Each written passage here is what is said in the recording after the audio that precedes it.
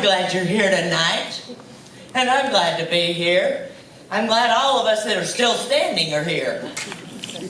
My name is Missy Masterson Hale, and I'm the director for Vintage Hitchcock, and I'm so glad you joined us tonight. This is going to be a little time travel trip back to the 1940s, and you are the studio audience at WBFR in New York City while we have our two plays. You know, historically, radio has long been known as theater of the mind, and it enjoyed a golden age from 1920 to 1950 until television superseded it as the medium of choice for scripted programming, and radio shifted to playing popular music. During this period, when radio was dominant and filled with a variety of formats and genres, people regularly turned in to their favorite radio programs. Families, entire families, gathered around their radio sets in the evenings for popular live segments of their favorite stories, such as Amos and Andy, Lum and Abner, Abbott and Costello, The Adventures of Ozzie and Harriet, The Avenger, The Lone Ranger, The Shadow Knows, and many, many, many more. The most famous radio broadcast of all time was the infamous War of the Worlds on the Mercury Theater of the Air on Halloween of 1938. The broadcast incited widespread panic across the country by listeners who believed that a Martian invasion was actually taking place. This was such a national fiasco that it resulted in the Federal Communications Commission putting all sorts of new regulations in place for the growing medium of radio. And now, a little trivia question from Arkansas's history in radio. The Lum and Abner show was set in the fictional town of Pine Ridge, Arkansas.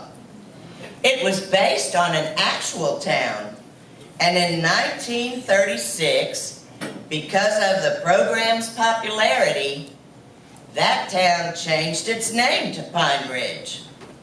So does anybody know the original name of that town? Good thought. Not there yet, though. Waters. That's right, Waters, Arkansas. And now, it is my great pleasure to introduce you to our very own Foley artist extraordinaire, Miss Toby Hamilton. Good evening. Thank you so much for sharing an evening back in your living room in the 1940s.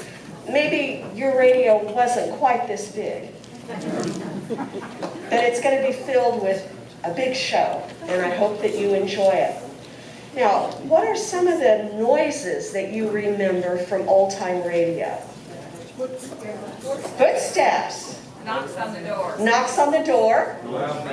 Doors slamming. Gunshots. The telephone ringing. What else? Screams. Static. Okay, we're going to have just about all of those. One of the things that I think of first is what happens when Fibber McGee opens that door. Yeah, so all of those sounds were made by Foley artists who worked in the studio live with the voice actors, like we're doing today. We're named Foley artists because of Jack Foley. He was the pioneer of the technology that allowed, during the time from transition from silence to talkies, to be able to exactly sync the soundtrack that the Foley artists were doing with the post-production film. And guess what? It hasn't changed a bit. What you hear in movies and TV shows now, what has been mic'd, is only the actors' voices. Everything else that you hear is a Foley artist using that same technology and making those live sounds, syncing it to the soundtrack. So I want to just show you, there are going to be just about all those sounds that you mentioned. And the neat thing is that it's the sound that rules. So you mentioned gunshots, and there are going to be several. We can't have a Hitchcock show without some violence. And I wanted to show you tonight's guns. 2 big blocks of wood and some smaller ones for smaller guns. We're not using any guns, but I want you to listen to this sound effect. A smaller gun. Okay, so here's our guns. No need to duck for cover. The other one, made very famous by Monty Python and the Holy Grail, or the Pythons, were galloping on their horses with coconuts. I made these myself, and I think I'm going to put them aside for a... I can just see myself in South Pacific. But we're not doing that today. So we'll use these in different ways. Here's a trot, a gallop, or a canter. And so we can use these. We can also use them like this a little bit just to give some of the sounds of animals moving. So I wanted you to know there's no reason to duck when we do shoot the guns. And there's several ways that you can enjoy the show. Some people like to just sit back, close their eyes, and imagine that they're at a much smaller radio listening to the production. The other is to watch those voice actors, because you can't have emotion in your voice unless you're feeling the motivation and the emotion that that character is feeling. It's going to show in their body, it's going to show in their face before it can show in their voice. So watch these actors. They're so talented. The other thing is, if you're curious to figure out what's going on over here, is you can look and see some of the sound effects and how I'm actually making some of those noises. Now, in fact, all of the sounds that you'll hear tonight are made with objects that would have existed in the 40s. The other thing is that for some of the noises that we just can't reproduce easily without a huge studio is the digital sounds that are created by our wonderful sound person, Linda McIntyre. So, to shining sea, when it's time for up and away, fly north by northwest.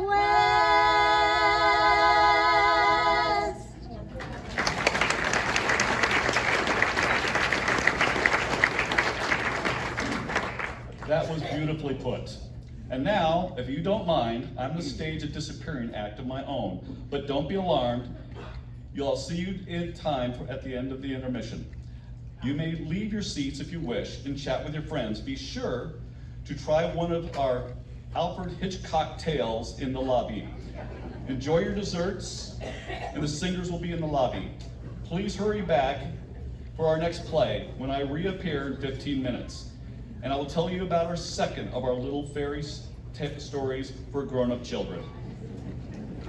Gonna take a sentimental journey to renew old memories.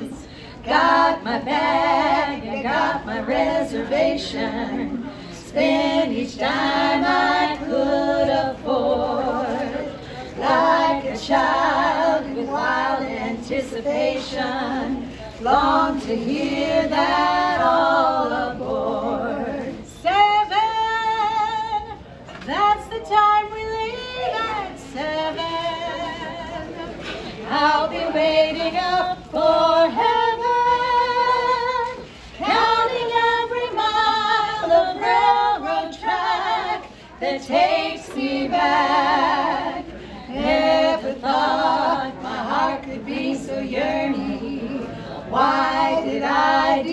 decide to roam.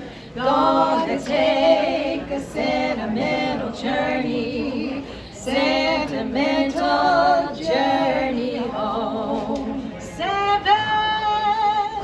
that's the time we leave at 7. I'll be waiting up for heaven, counting every mile of railroad track that takes me back.